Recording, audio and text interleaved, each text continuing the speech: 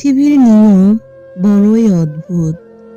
যারা সামান্য ভালোবাসা, আদর, যত্ন পেলেই ভালো থাকতে পারে, ঠিক তারাই সবচেয়ে বেশি অবহেলার শিকার হয়।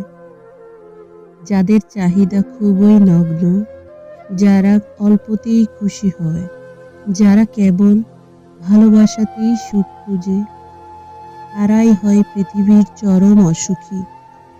খেয়াল করে দেখবেন, আপনি যাকে পাশে পেলে কিংবা যার সাথে কথা বললেই ভালো থাকবেন, ঠিক সেই থাকবে আপনার ধরা ছোঁয়ার বাহিরে।